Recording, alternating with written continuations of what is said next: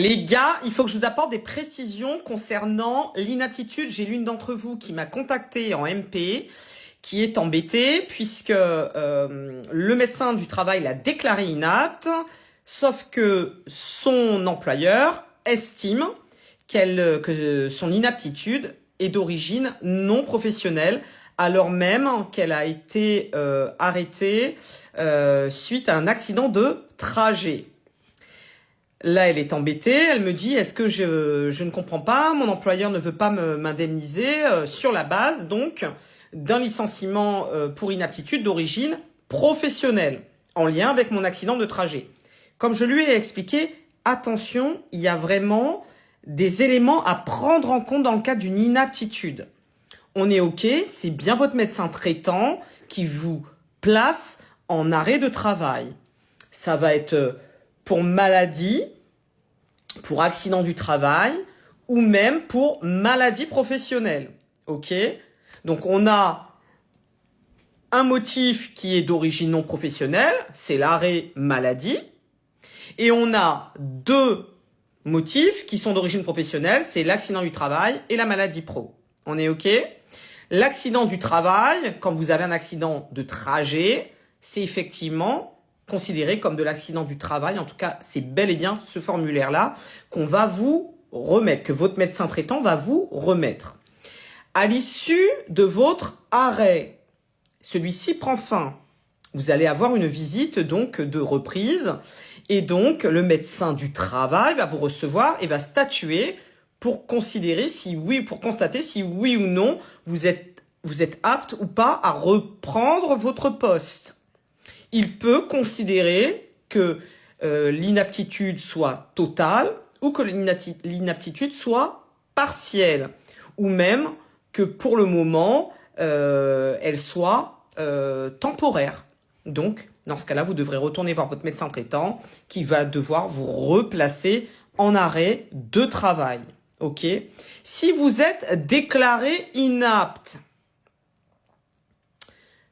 et que vous avez eu un accident du travail ou que vous avez eu une maladie pro, attention, ça ne veut pas dire que le médecin du travail va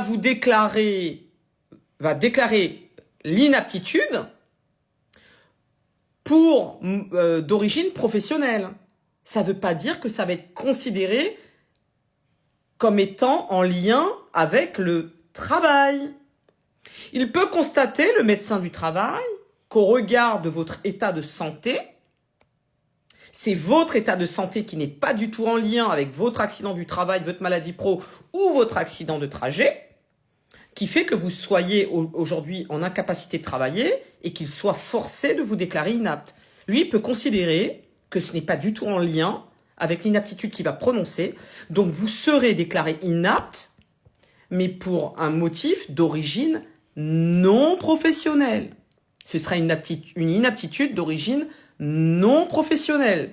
Donc, ce qui veut dire qu'effectivement, sur l'aspect financier, parce que c'est aussi cela que ça implique, quand on est sur un motif de licenciement pour une inaptitude d'origine professionnelle, eh bien, l'indemnité de licenciement, l'indemnité légale de licenciement, pas la conventionnelle, elle est doublée.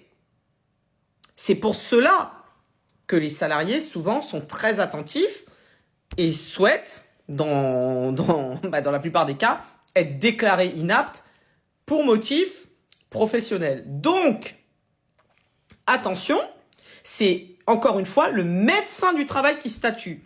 Ce n'est pas du tout votre arrêt de travail qui va définir que vous soyez déclaré inapte avec un motif d'origine professionnelle ou non professionnelle. C'est vraiment le médecin lui-même qui fera ce constat et qui émettra un avis que vous pourrez évidemment contester si vous le souhaitez. Vous avez 15 jours pour le faire, au même titre que l'employeur d'ailleurs.